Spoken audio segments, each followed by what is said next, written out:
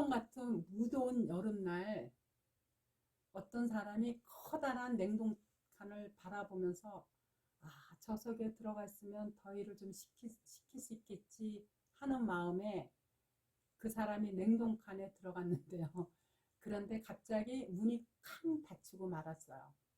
핸드폰조차 없는 상태에서 그야말로 순간 칠흑 같은 어둠 속에 당황하면서 어찌할 바를 몰랐기 때문에 있는 힘을 다해서 문을 밀어보고 발로 걷어차 보았지만 아무 소용이 없었어요. 그는 점점 시간이 흐를수록 힘이 빠지고 서서히 지켜가고 있었을 때 그가 더듬더듬 한쪽 벽면을 이렇게 더듬으면서 이제 나는 여기서 생을 마치는구나, 끝이구나 그 생각을 하고 마지막 생각을 그 벽에다 쓰기 시작했어요. 뭐라고 썼느냐면요. 나의 몸은 점점 차가워지고 있다. 죽음이 서서히 다가오고 있는데 나는 더 이상 견딜 수가 없다. 이 죽음의 그림자가 나를 덮기 시작한다. 그러므로 이 글이 나의 마지막이 될 거다. 이렇게 이제 벽에다 써놓고 죽었는데 사람들이 그를 발견했을 때 이미 그 사람은 죽어 있었어요. 그런데 놀라운 것은요. 그 냉동칸은요. 한 달 가까이 작동한 적이 없었어요. 따라서 그 냉동칸 안에는요. 사람이 살아남기에 충분한 산소가 아직 그때까지 남아 있었고요. 온도도 사람이 적응하기에 알맞은 온도였다고 그래요. 그래서 그 사람은 배가 고파서 죽은 것도 아니고 산소 부족으로 질식해 죽은 것도 아니고요. 다만 공포에 쌓여서 죽어갔을 뿐이에요. 하나님을 모르는 모든 사람들의 삶은요. 곧 생로병사예요. 즉 나면 늙고 병들어 죽는 거예요. 그렇기 때문에 믿음이 없는 사람들은요. 늘 공포에 사로잡혀서 살아갈 수밖에 없어요. 돈이 없는 사람은 미래에 대한 두려움, 재산이 많은 사람은 그 많은 돈을 남기고 죽어야 하는 죽음에 대한 공포, 또는 명예나 인기가 있는 사람들은 어느 순간 그들이 돌변하게 될지 모른다는 두려움에 대한 공포가 늘 따라붙게 돼 있어요. 특히 모든 사람들의 두려움의 대상은요. 그 두려움의 대상의 공통점은요. 바로 죽음에 대한 공포예요. 그렇지만 믿음이 있는 사람들은요. 그러한 공포에서 늘 자유할 수가 있어요. 그 일례가 바로 아브라함이에요. 하나님께서 100세에 낳은 아들을 번제로 드리라는 명령을 하시는데요. 아브라함은요. 진짜 그야말로 군소리 한마디 없이 순종했어요. 그것도 아침 일찍 일어나서 자식이 죽어야 할 길을 재촉했어요. 생각해봐요. 아브라함은 그야말로 소돔과 고모라가 멸망할 때 하나님을 막아서서요. 자신의 의견을 분명하게 전달했던 사람이에요. 그런데 하나님께서 약속하시고 하나님께서 주신 100세에 낳은 아들을 아무런 설명도 없이 당신이 지시하는 산으로 가서 죽이라고 하는데 아브라함은요. 그야말로 한마디도 하지 않았어요. 그렇기 때문에 성경에서는요. 그거 감정적으로 어떻게 흔들렸는지에 대한 기사는요. 단 한 줄도 없어요. 아브라함은 하나님을 섬기는 사람이고요. 수시로 또 제사를 드렸던 사람이에요. 그리고 그는요. 그 집안의 제사장으로서요. 늘 손수 재물의 배를 갈랐던 사람이에요. 재물이 어떻게 참혹하게 죽는지를 수시로 보았던 사람이 바로 아브라함이거든요. 그런데 어떻게 자기 아들을 번제물로 드리라는 하나님의 말씀에 그야말로 조금도 동요 없이 그렇게 일찌감치 서둘러서 아들을 잡으러 갈 수 있었겠는가. 이러한 아브라함의 마음을요. 히브리서에서 자세하게 밝히고 있어요. 히브리서 11장 17절 이하에 보면은 아브라함은 시험을 받을 때 믿음으로 이삭을 드렸으니 저는 약속을 받은 자로되 그 독생자를 드렸느니라. 저에게 이미 말씀하시기를 내 자손이라 칭할 자는 이삭으로 말미암으리라 하셨으니 저가 하나님이 능히 죽은 자 가운데서 다시 살실 줄을 생각한지라. 비유컨대 죽은 자 가운데서 도로 받는 것이니라. 이와 같이요.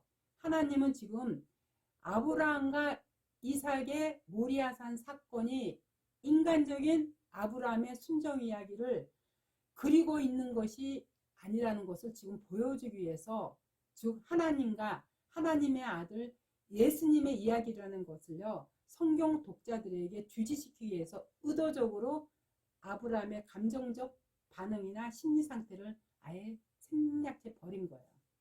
19절에 비유컨대라는 이 단어는요 비유 안에서라는 뜻이에요.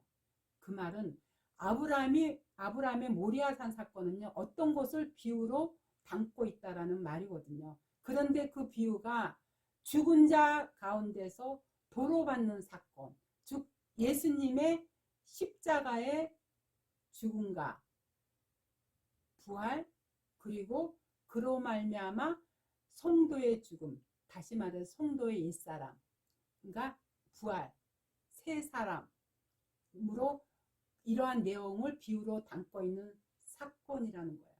다시 창세기로 가서 볼까요? 창세기 22장 13절 이하에 보면 아브라함이 눈을 들어 살펴본 주 한 수양이 뒤에 있는데 뿌리의 숲풀에 걸렸는지라. 아브라함이 가서 그 수양을 가져다가 아들을 대신하여 번제로 드렸더라. 아브라함이 그 땅 이름을 여호와 이레라 하였으므로 오늘까지 사람들이 이르기를 여호와의 산에서 준비되리라 하더라.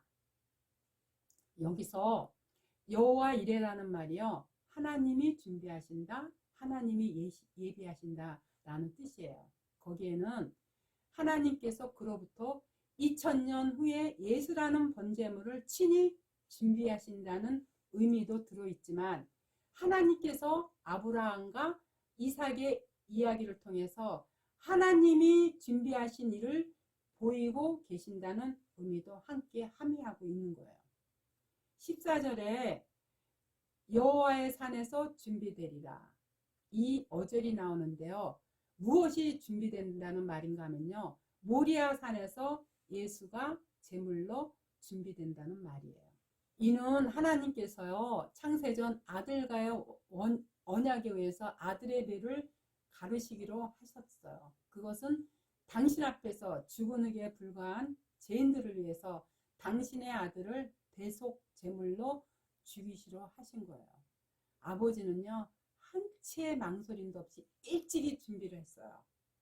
아들은 그 아비를 따라서 자신이 매달아 죽어야 할 나무를 짊어지기 위해서 해골, 즉 죽음의 땅으로 내려오신 거예요. 자신이 죽을 나무를 짊어진 모습은요 이 땅에서 연약한 순의 모습으로, 그야말로 흠모할 만한 것이 하나도 없는 모습으로, 실어버림 받은 모습으로 아주 가난하고 못생기고 힘이 없는 약자의 모습으로 나타나셨어요.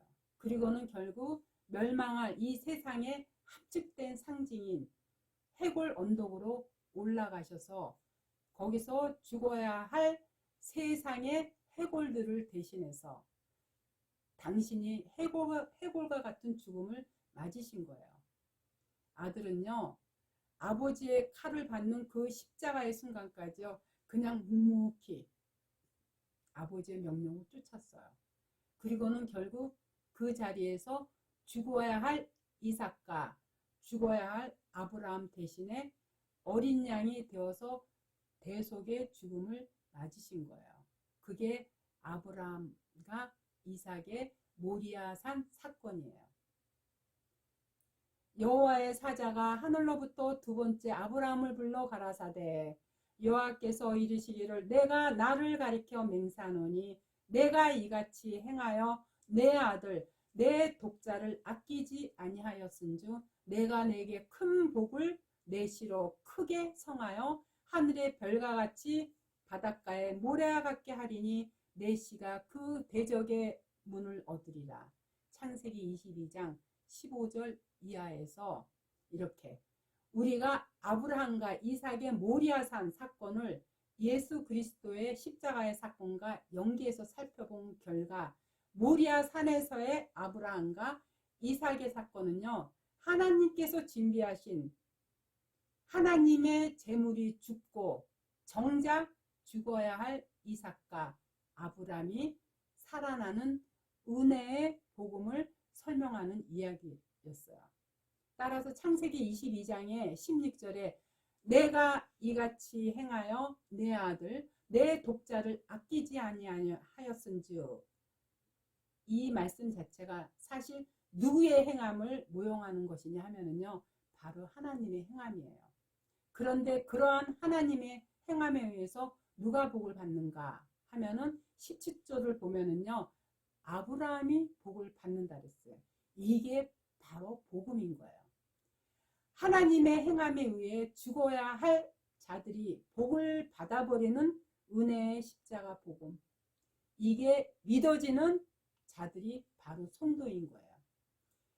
그 이야기가 아브라함과 이삭의 모리아산 사건이 담고 있는 메시지예요. 따라서 복을 받은 사람은요, 아브라함과 이삭처럼요, 예수님의 십자가의 삶을 그대로 모형하여 살게 되어 있어요. 그래서 산상수훈에서도요, 복이 있는 자요로 시작하면서요, 애통과 핍박과 가난과 의의 주림 등이 나열되어 있는 거예요. 그게 다 예수님의 삶이었거든요. 그렇게 영생의 복을 받은 성도는요, 예수님의 십자가의 삶, 자기 부인의 삶을 그대로 이 땅에서 답습하면서 살게 되어 있어요. 그런데 그 길은요, 홀로 가는 길이 아니에요. 창세기 22장 6절을 보면요, 아들 이삭과 아버지 아브라함이요, 모리아산을 향해서 동행하고 있다는 표현이 나오고 있어요. 22장 6절을 한번 볼까요? 아브라함이 이에 번제나무를 취하여 그 아들 이삭에게 지우고 자기는 불과 칼을 손에 들고 두 사람이 동행하더니, 아버지야, 아들을 태워 죽일 나무를 아들이 어깨에 지었다고 했죠. 그게 자기의 십자가를 지시고와 같은 말이에요. 그렇게 자기가 죽을 나무를 짊어지고 모리아산을 오르는 이삭과 누가 함께 동행하는가? 불과 칼을 든 아버지가 동행하고 있어요. 그러니까 예수께서 십자가를 지시고 모리아산을 오르시는 그 길에 누가 함께 하신다는 말씀인가? 심판의 불과 심판의 칼을 드신 하나님 아버지가 아들과 함께 동행하고 계시고 있는 거예요. 원수를 위해서 자기 목숨을 바치러 올라가는 아들과 함께 동행하시는 아버지의 마음이 어떠하셨겠는가? 차라리 원수들을 불과 칼로 다 죽여버리고 아들이 당한 수치를 거두어드리고 싶은 것이 아버지의 마음 아닌가요? 그런데 하나님 아버지는요, 그 아들과 묵묵히 동행하시면서 아들의 고통을 함께 겪으셨던 거예요. 그리고는 그 아들의 심장에 칼을 꽂고 그 아들에게 저주의 불을 내리신 거예요. 그분이 바로 하나님이세요. 그리고 그 삶이 바로 하나님 나라의 삶의 원리이며 하나님의 성품이에요. 이게 기독교예요. 기독교는요, 다른 종교와는 완전히 달라요. 다른 종교들이 신을 달래기 위해서 신이 좋아할 만한 것을 바치고 자기들이 원하는 것을 얻어내는 것이라면요, 기독교는요, 하나님께서 당신의 아들을 제물로 준비하셔서 그 아들의 목숨을 끊으시고 원수들에게 가장 좋은 영생이라는 복을 내리시는 것이 바로 기독교예요. 기독교는 하나님의 은혜로 죄에서 벗어나 영생이라는 복을 얻는 것을 그 내용으로 하고 있는 것이죠. 인간이 열심을 발휘해서 인간이 원하는 세상 것을 얻어내려 하는 것이 아니에요. 이렇게 예수님은요, 자기 십자가를 주고 아버지의 말씀에 순종하여 모리아산을 올라 당신의 목숨을 아버지께 내어드렸어요. 그런데 문제는요, 그러한 삶을 사신 예수께서 우리에게도요, 똑같은 요구를 하고 계셔요. 세상의 종교는요, 세상의 힘을 소유한 강력한 신에게 이 세상의 부귀영화, 자신의 안위를 구하는 반면에요, 기독교는요, 세상 현실에 영생의 복이 직접적인 도움이 되지 않는다 하더라도요, 그 상태에서 십자가를 지신 예수께 앞으로 다가올 세상을 의탁하는 거예요. 좀 더 정확하게 말하면요, 성도는 십자가 지신 무력한 예수가 불현듯 찾아오셔서요, 내가 너에게 진짜 복을 선물하겠다고 하실 때 믿음으로 그 현실을 받아들이는 자로 성숙된다라는 그런 말이에요. 그래서 은혜를 붙들고 다가올 하나님 나라를 기도하는 기독교가 세상 교회들에게는요, 그래서 인기가 없어요. 왜냐하면은 다가올 하나님 나라는요, 지금 당장의 현실의 문제 결과는 아무 상관이 없이 영적으로 주어지는 것이기 때문에 그래서 인기가 없는 거예요. 그렇지만 우리한테는 무엇이 보장돼 있어요? 영원한 하나님의 나라가 우리한테 보장됐기 때문에요, 우리는 자기를 부인하고 그야말로 십자가의 도만 쫓으면 하나님께서 우리를 생명책에 우리의 이름을 기록해 주신다는 사실을 잊지 않으시기를 바라겠습니다.